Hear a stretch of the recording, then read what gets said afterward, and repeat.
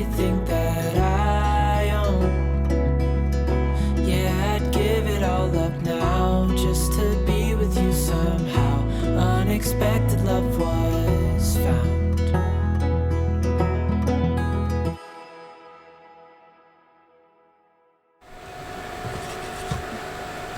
So we're here in Great Inagua, finally. We've been here a couple of days now. It does take us a day or two to get our stuff back together, especially after a really long travel. We typically have to dry things out, we have editing to do, we have sleeping to do, and typically a lot of cleaning to do. You don't wash dishes underway, the boat gets destroyed somehow, and you just have to recover. So right now, we are about to head over to our buddy boat, Baccus, but first we wanted to share with them the wonderful catch that we got coming over here, that lovely wahoo. And if you didn't see the last episode, you should definitely go check it out. But we're making an awesome dish that we learned about from our friends off of Pura Vida. It is kind of a spin off of a ceviche, and it's called Kokoda, and it's become our favorite dish. So typically your traditional Kokoda, you take your fish, you cube it up, and you drop it in some lemon juice overnight in a glass jar or a glass bowl and let it ceviche, I guess that's what you would call, cook, and that is one part of it. The second part is you gotta climb a tree, you gotta get 3 coconuts, you gotta bring them down, chop them open, pull out the meat, shred the meat, put 1 tablespoon of water in the meat, do all the kneading, take it in a fine cloth, squeeze it out, and get the milk. Or you can do it the easy way and grab a can of coconut milk, the highest fat content coconut milk you can find, put it in the freezer and or refrigerator and get it separated so you can get just the cream out of it. Typically Beau will climb the trees, but we're gonna let him pass this time. And then from there you take all of these things, but really you only put what you want in it. But traditionally it's literally just coconut milk, they call it lolo, the cream, pepper, salt, and onions finely chopped. That's it. But we like to make it a little bit more ceviche, so we add freshly chopped cilantro, some onions, some green peppers, and add some different seasoning. It's kind of up to you, but make it how you like it. This is how we like it, so this is what we're going to share with our friends. So now what I'm going to do for the cheating Lolo, we're going to take the cream away from the water and put it into a separate jar. And after that, I'm going to add all of these other things in with it. Some pepper. Freshly ground is always the best. We like pepper. And we use pink Himalayan salt, so some pink salt. And then all of the yumminess. Green peppers, red onions, garlic, and some cilantro. And then I'm gonna take this and put this in the fridge so it thickens up.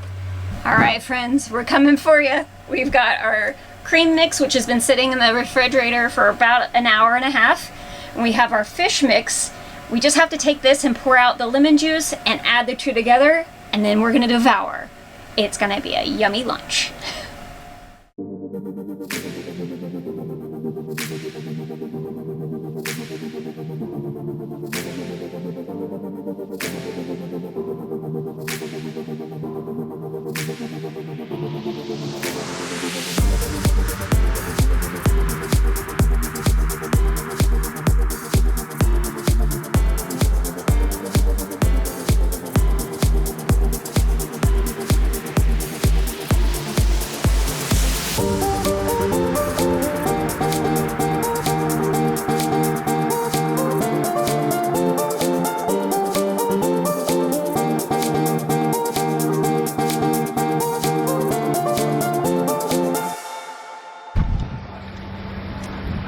Guess what we're doing today? We are gonna go hang out with our buddy boat, Baccus, and go see the salt mines and the pink flamingos. They rented a car and kindly asked us to join them. So let's go. I'm reading.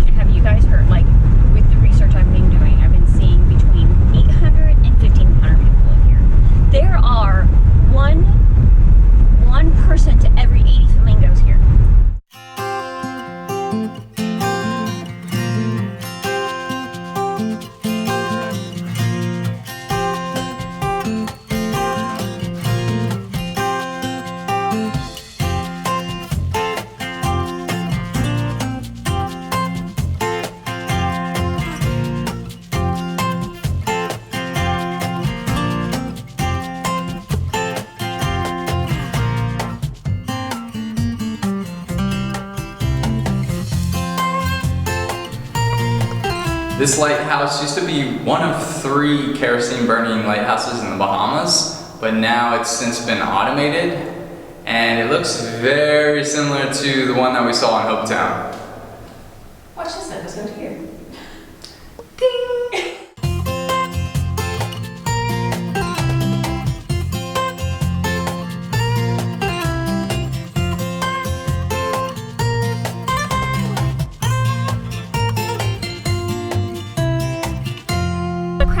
This lighthouse to be built because there was a lot of shipwrecks because of the reefs that are surrounding, and they wanted to prevent that. It is 117 feet tall, and the light shines 17 miles away. We can actually see Cuba if it was clearer, and we can see Saoirse.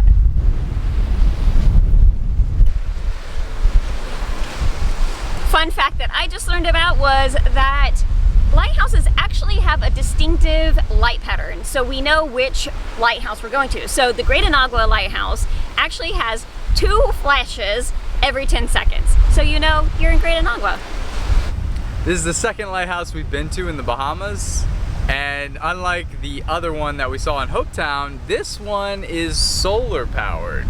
They got 2 little solar arrays, and they're hooked up to some batteries, and then it's powering this LED light system. But it's up with the times. Get rid of that old kerosene. Go solar! Go solar. I'm gonna say it again. I cannot get over the color of these waters. And it's so cool to be able to see how bright and shallow right up to the coastline is, and then it just drops off, and that's why it gets darker blue. It's so neat.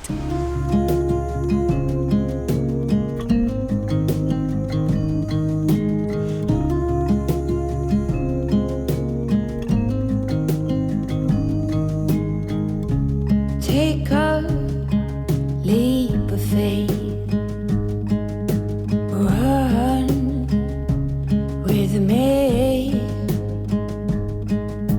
Clouds go by, and the sun is set high.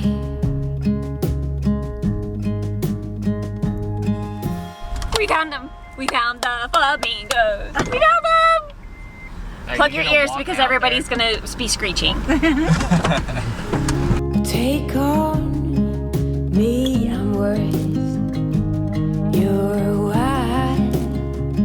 Honestly, I'm running a bit wild. So mosquitoes are everywhere.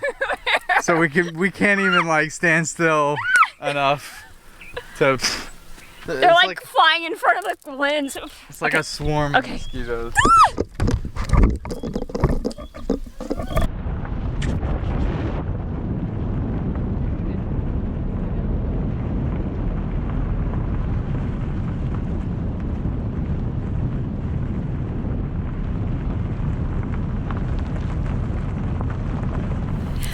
Brr.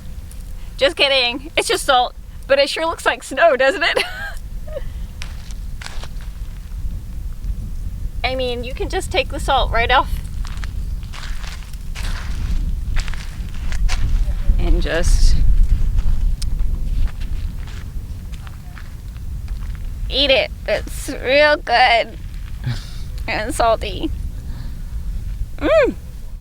Being on keto, guys, you need your salt, so.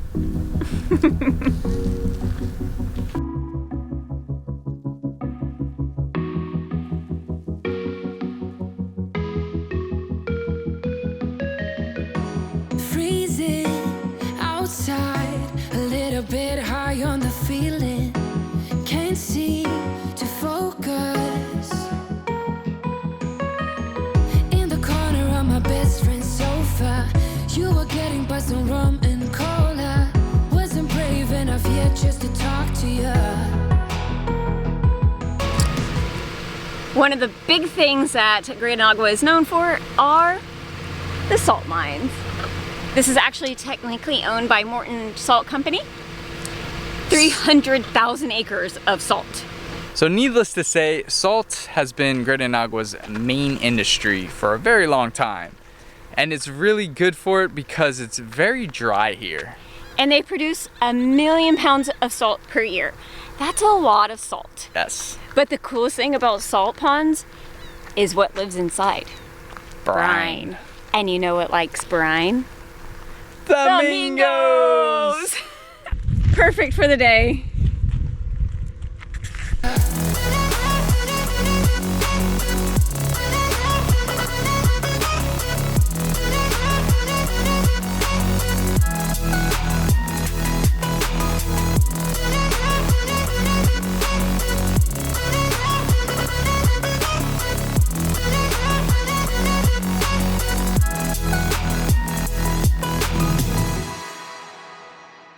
There they go. Bye, guys.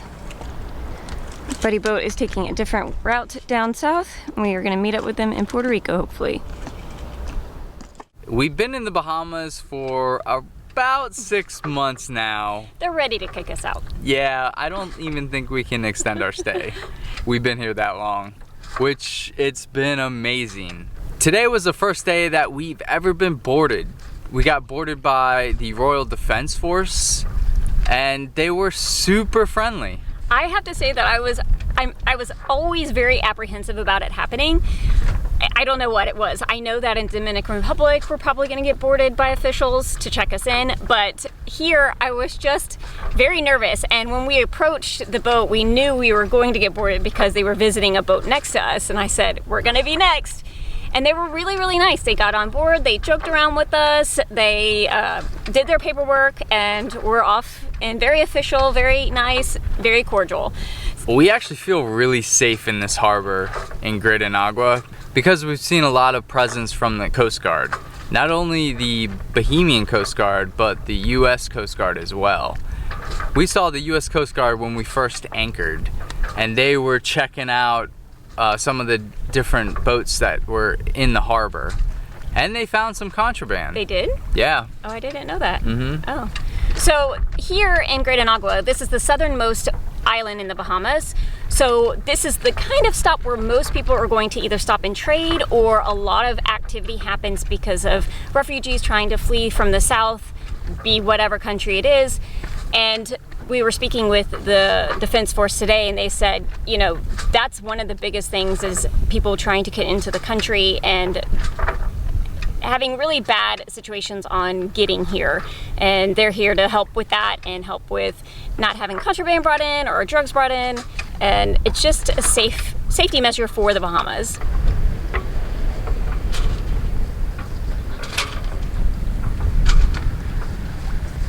Well, Bahamas, you have treated us well. This is what 6 months of wind looks like.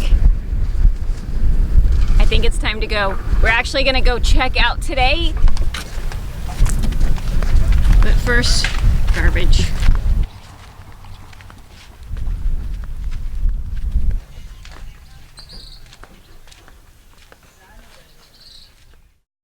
Checking out was really easy. Literally, you just fill out the back of your immigration card. Yep. And it's more of a survey than anything. And they stamp it, and they give you this little certificate, and then you go bye-bye.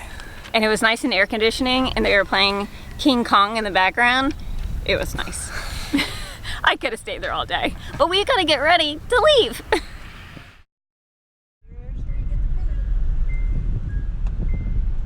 Hey-oh. Hey-oh.